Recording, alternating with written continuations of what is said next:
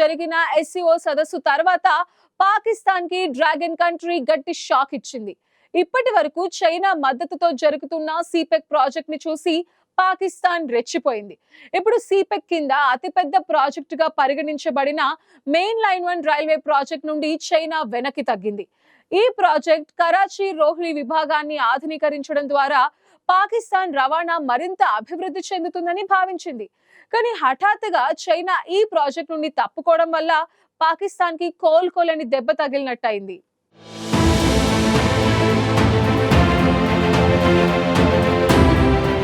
Main line 1 అనేది పాకిస్తాన్లోని కరాచీ నుంచి పెషావర్ వరకు 1726 కిలోమీటర్ల పొడవైన రైల్వే లైన్ను ఆధునికీకరించే ఒక ప్రతిష్టాత్మకమైన ప్రాజెక్టు. దీని మొత్తం వ్యయం $6.7 బిలియన్. ఇది చైనా పాకిస్తాన్ ఆర్థిక కారిడార్లో అతిపెద్ద ప్రాజెక్టుగా పరిగణిస్తున్నారు. ఇది $50 బిలియన్ విలువైన చైనా యొక్క బెల్ట్ అండ్ రోడ్ ఇనిషియేటివ్లో భాగమైన ప్రాజెక్టు.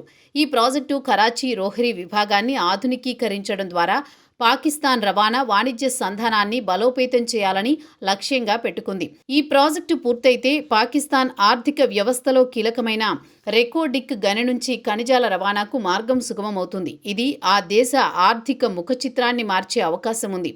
అయితే ఈ ప్రాజెక్టు విషయంలో చైనా వెనకడుగు వేస్తుంది. ప్రాజెక్టుకు నిధులు చైనా సమకూరుస్తుందని ఇస్లామాబాద్ ఆశించినప్పటికీ చివరి నిమిషంలో చైనా వెనక్కి తగ్గింది. దీంతో పాకిస్తాన్ ఆసియా డెవలప్మెంట్ బ్యాంకు నుంచి $2 బిలియన్ రుణం కోసం అడుగులు వేస్తోంది.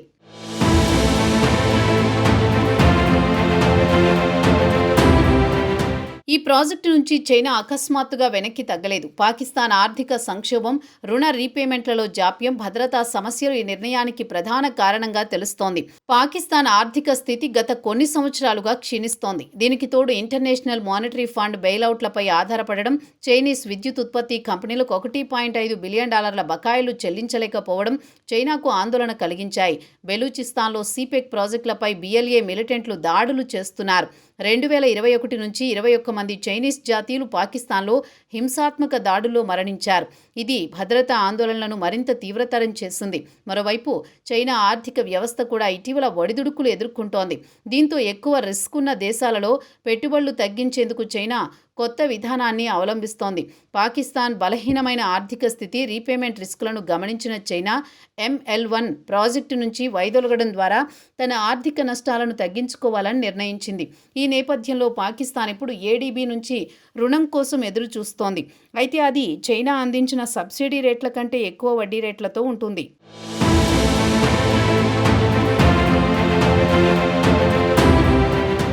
ML1 ప్రాజెక్టు నుంచి చైనా తప్పుకోవడం పాకిస్తాన్ ఆర్థిక వ్యవస్థకు గట్టి దెబ్బగా మారింది.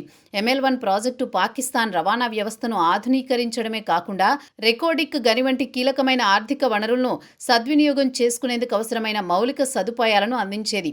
ఈ ప్రాజెక్టు ఆగిపోవడం వల్ల పాకిస్తాన్ ఆర్థిక పునరుద్ధరణ ప్రణాళికలు దెబ్బతింటాయి. ఇప్పటికే $126 బిలియన్ బాహ్య రుణంలో $30 బిలియన్ చైనాకు చెల్లించాల్సి ఉంది. అంతేకాక ఇప్పటికే IMF బెయిలౌట్లపై ఆధారపడుతున్న పాకిస్తాన్ ఈ కొత్త రుణంతో మరింత ఆర్థిక ఒత్తిడిని ఎదుర్కొనే అవకాశం ఉంది. అయితే ADB రుణం కోసం కఠినమైన షరతులు, పోటీ బిడ్డింగ్ నియమాలు పాటించాల్సి ఉంటుంది. అంతేకాక ఇది చైనా గవర్నమెంట్ టు గవర్నమెంట్ ఒప్పందాలకు భిన్నంగా ఉంటుంది.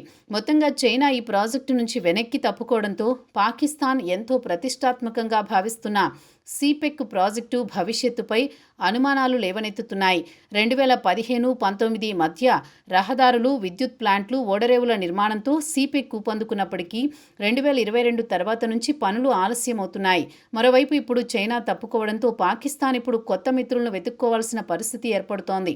ADB ప్రమేయం పాకిస్తాన్ను చైనాపై ఆధారపడ్డాన్ని తగ్గించి అమెరికా సహా పశ్చిమ దేశాలతో సంబంధాలను బలోపేతం చేసే అవకాశం ఉంది.